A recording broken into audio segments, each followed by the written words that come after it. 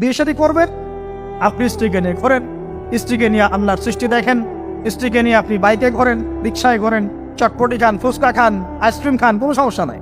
এবার তো যুবকরা বলবো যে ভাই বিয়ে শাদী তো দেয় না, কি করব? আমি পরামর্শ দিচ্ছি বড় ভাই হিসেবে, প্রথমে হালাল রিজিকের সোর্স করতে হবে।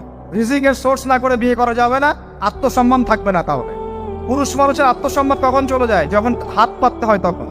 যখন আপনি রিজিকের সোর্স তৈরি করেছেন, আপনি স্বাবলম্বী, আপনি মাশাআল্লাহ মাসে 10-20-30 হাজার টাকা আর্ন করেন, 1 লাখ 2 লাখ টাকা আর্ন করেন, আলহামদুলিল্লাহ, কারো কাছে হাত পাততে হয় না, সবাই দেখবেন আপনাকে সম্মান দিবে। যখন আপনার অন্যের কাছে হাত পাততে হবে, তখন দেখবেন স্ত্রীও সম্মান করছে না।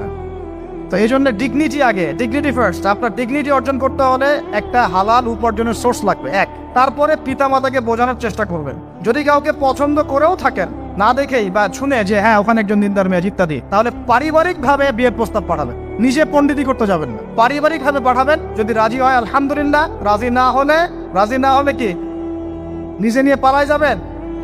এই কাজ করতে যাবেন না। ইস্তেখারা করবেন। কি করবেন?